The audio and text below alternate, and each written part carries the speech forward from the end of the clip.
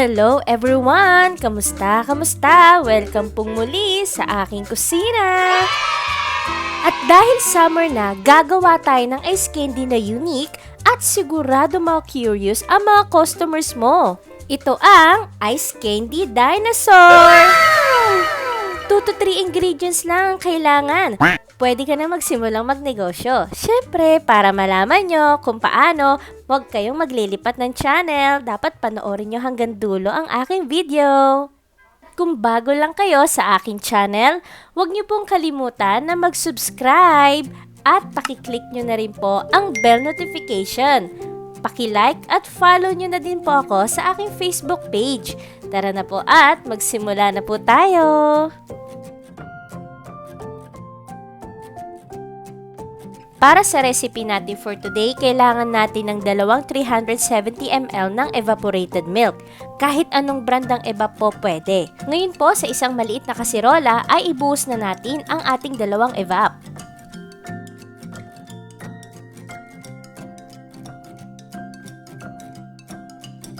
Next nating ilalagay ay ang 300 ml ng condensed milk.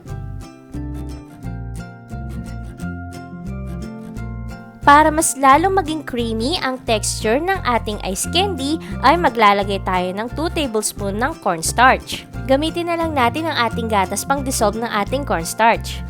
Special mention ko po pala si Ma'am Heden Angeles, gumawa siya ng sarili niyang version ng chicken cheese lumpia. Kapag meron kayong gustong i-share sa akin, message lang po kayo sa aking Facebook page. Ngayon po ay ibuhos na natin ang na-dissolve nating cornstarch. I-turn on natin ang ating stove sa mahinang apoy. Kailangan lang nating maluto yung na-dissolve nating cornstarch para maging creamy ang consistency nito.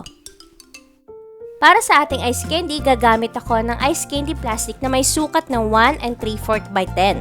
So medyo mataba-taba to kaysa sa ordinary na ice candy plastic na mahaba at mapayat.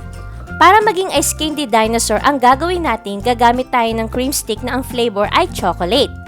Dahil milky white ang ating ice candy, dapat ang gagamitin natin ay chocolate para maging angat yung design nito.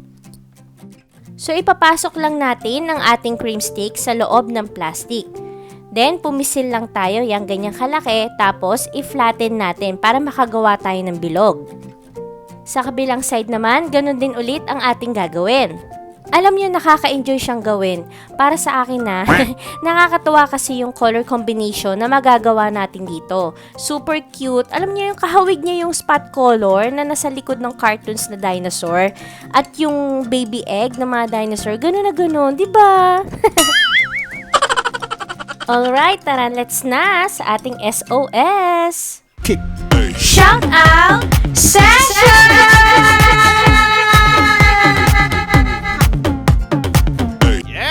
Okay, shoutout po kay Maria Teresa Doroha, lokal ng Calbayog City, Emily Buning ng Bahrain, Isa Palit-ang ng Marikina City, hi din po kay Miss K. Sebastian, Eva Lopez ng lokal ng Legazpi, Albay, hello din po kay Bangsky ng Digos City, Kurt Mahinay de la Cruz, Sheng Loy di Mataktak, Aaron Costales ng La Union, Genevieve Hepolito ng Quezon City, Ramil Aseo, Warren Olasiman, hi din po kay Miss Teresa Belano, lokal ng Tondo, Distrito ng Maynila, Mary Ann Garcia ng May Kawayan, Bulacan, Ian Lorenzo, Rose Ali Ramirez from San Miguel, lokal ng Taguig City, Hannah Monterde from Cebu, Galope family from Purok 8, Barangay Dayasan, Surigao City, Lutong Bahay ni Papa Roger from Sogod, Southern Leyte, at kay Rovi Perez, lokal ng Bangkod, Distrito ng Bukidnon. I love you all! Mwah!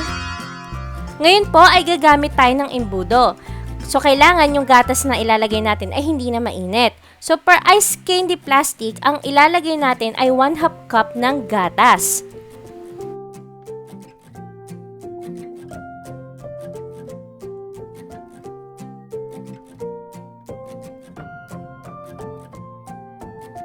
So ayan, siksikin na natin. Dapat walang hangin sa loob bago natin to ibuhol at itali.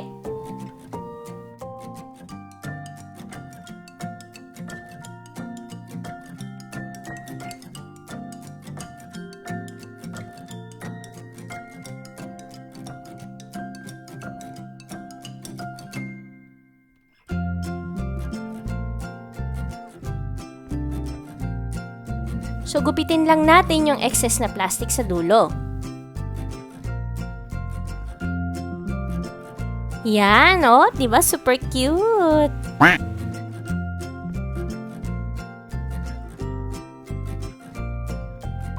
Ito naman ang isa pang option para sa paggawa ng ating ice candy. So kung meron kayong Enjoy Milkshake Powder, ay kailangan lang natin ng 1 1/4 cup ng Enjoy Milkshake Powder. So meron tayo ditong pandan at chocolate. Napakadali lang nito guys dahil hindi na natin kailangan ng gatas o ng cornstarch. Kailangan lang natin ng 1 litro ng tubig at saka natin dito ibuhos ang ating 1 1/4 cup ng pandan milkshake powder.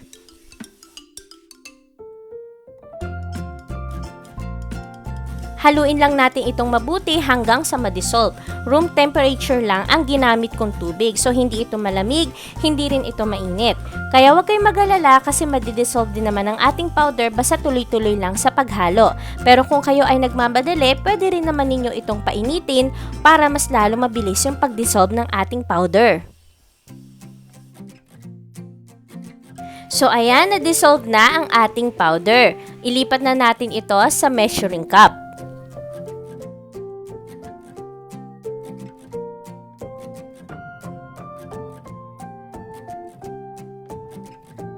Katulad pa rin ng size ng ating ice candy plastic ang ginamit ko.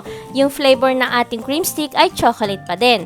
Yung sukat ng ating pandan ay 1/2 cup, katulad din ng ginawa ko kanina.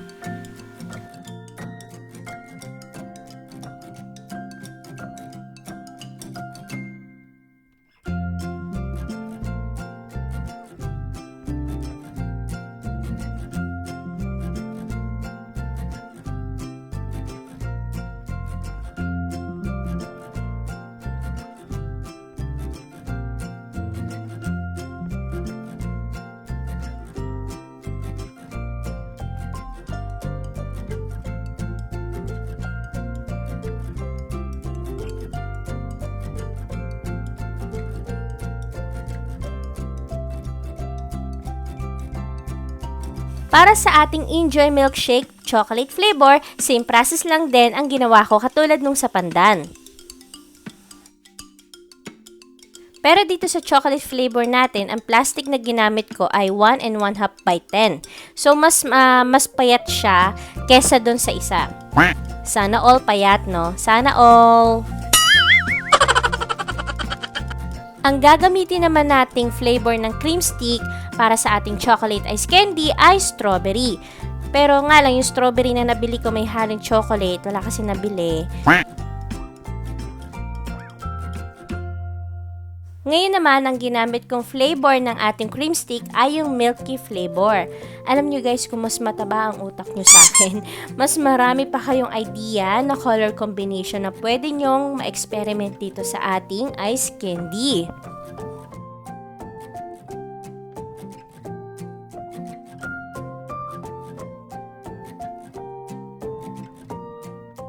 So, same lang din ang sukat.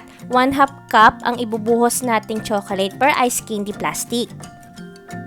So, ayan, nakagawa na tayo ng 12 pieces na choco pandan flavor at 12 pieces ng choco creamy milk flavor. Para dun naman sa ating chocolate, dahil mas payat na plastic ang ginamit natin, nakagawa tayo ng 14 pieces. So, dinivide ko lang to sa dalawa para makagawa tayo ng dalawang uri ng flavor ng cream stick. So, ilalagay na natin ito sa ating freezer overnight. Ang cute, no? Siyempre, ang bata, pag narinig niya, ice candy dinosaur. Ano yun, di ba? So, siyempre, sasabihin niya sa inyo, ice candy dinosaur, mami. Wow! Bili mo ko, mami. Bili mo ko. So, ito na ang ating ice candy dinosaur. Ito ay idea lang naman guys para magkaroon ng unique yung ating ice candy at para mas maging attractive ito sa ating mga customer. Alam mo naman lahat ng pwedeng paraan para maging stand out yung tinda natin compare sa iba, lalo na ngayong uso ang ice candy, kailangan nating mag-isip ng out of the box ideas, hindi lang sa itsura ng ititinda natin, maging sa pangalan ng tinda natin, 'di ba?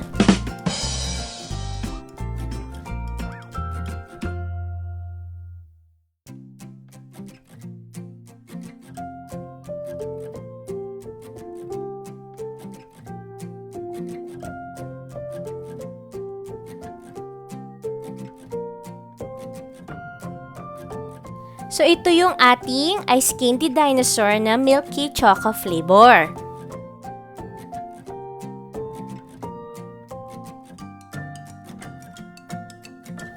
Gupitin lang natin yung tuktok, then push natin ng parang ice pop.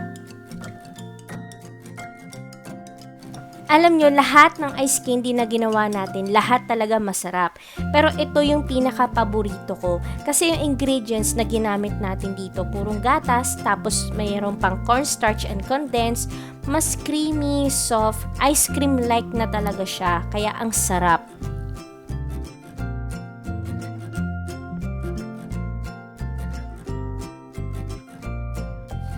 Para dito naman sa ating Choco Pandan flavor, gamit ang Enjoy Milkshake Powder, creamy din siya pero ang texture neto mas mayelo, ma-icy, alam mo yon, katulad ng ibang ice candy na natitikman natin. So kung gusto nyo na mas maging ice cream-like ang ating ice candy nyo, gamit ang Enjoy Milkshake Powder, ay mag-add lang kayo ng isang can ng evap at 2 tablespoon ng cornstarch na na-dissolve nyo.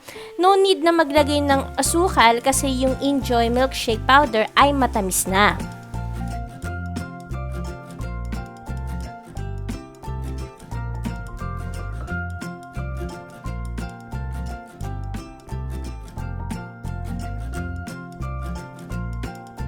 Mga ate, mga kuya, huwag niyong kalilimutan na basahin ang description box po natin sa ibaba kung gusto niyo itong gawing negosyo.